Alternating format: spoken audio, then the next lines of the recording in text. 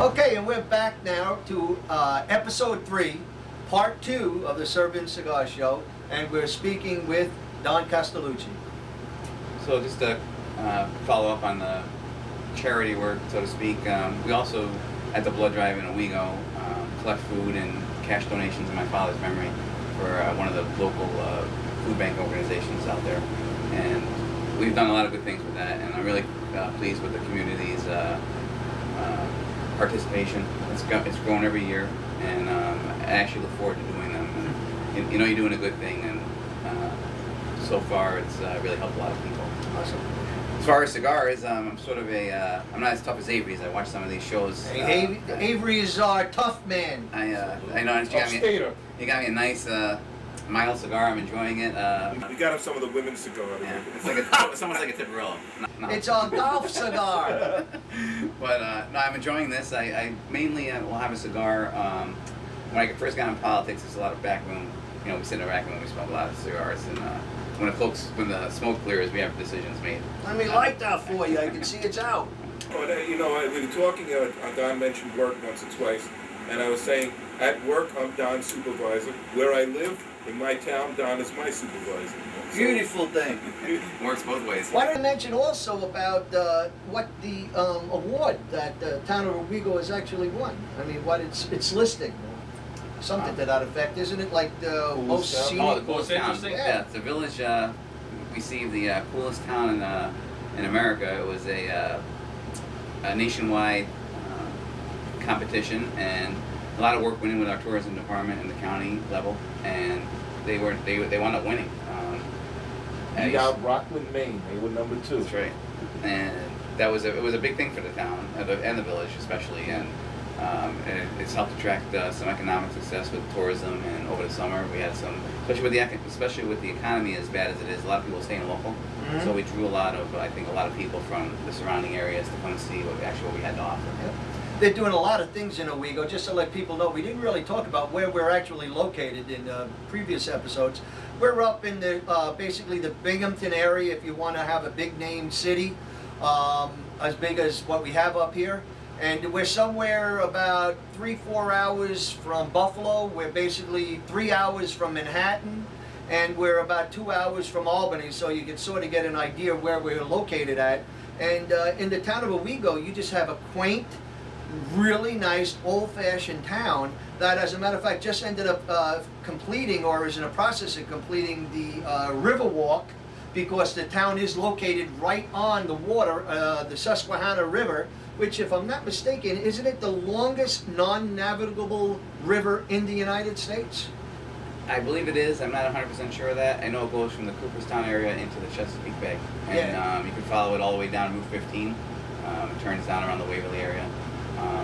And it's a nice ride. Actually, you can ride your canoe or your kayak all the way down to the Chesapeake Bay if you're that adventurous. A quick mention. the Riverwalk, I enjoy it. Don is very fiscally responsible. I'm saying this as a constituent, and he's very careful with taxpayers' money. So Don has had some concerns with the amount of money spent on the Riverwalk before his administration has come in. And let me just say, it's been more of a village of a Owego project. It's not a town project, but it's gotten funding from the federal and state government, and the village has been very instrumental in the Riverwalk. The town really has no authority or oversight on that particular project. You know, they say it's going to attract economic development and bring some traffic to the town. And so we'll see. All right, and what we're going to do now, if you can understand me over my cigar, is I'll give a little bit of what we're going to talk about in the show. Future plans I've already talked a little bit about, but tonight we're going to talk about 3 nice, cigars. As you know from other episodes, all our cigar tastings are blind, meaning that no one except myself knows what we're going to be smoking. And as a result of that, a lot of strange and curious results end up popping up, because you're not having anything influence your decision except the enjoyment of that cigar. Tonight's cigars, just reading all 3, and you'll be seeing it on as an insert in our film here tonight, is Punch, Major Company, with the rare Corojo, a 4.5 by 50 cigar.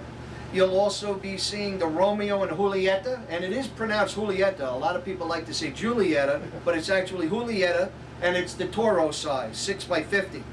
And then our third cigar this evening will be the Romeo and Julieta Churchill, which is 7x50. The beverage that we're sharing tonight it's a blue bottle. It's supplied once again generously by the Black Bear Winery, and it's called the Methylglyn. And what that is a mint and honey flavored mead. Mead being a fermented honey type of beverage. And what we're going to do also, because we're so proud and happy about what's been going on with the Black Bear Winery, is I've decided to arrange a Black Bear Winery cigar tour this coming year. And I'll be getting with the owners, both Sandy and Mark, in the near future and setting something up. Also, what we just want to mention briefly is that our lighter and cutter by Cigar, which I talked about in the last episode, is doing magnificently. It's still lighting the way I want it to light. I'm having no second problems with it, meaning that you got to light it 2-3 times before it pops up, and the cutter is still as sharp as ever. And we'll also be doing in the next episode, the next part of this show, we'll be setting up a humidor. I'm going to show it's something that I personally like to do at our show and in our company here.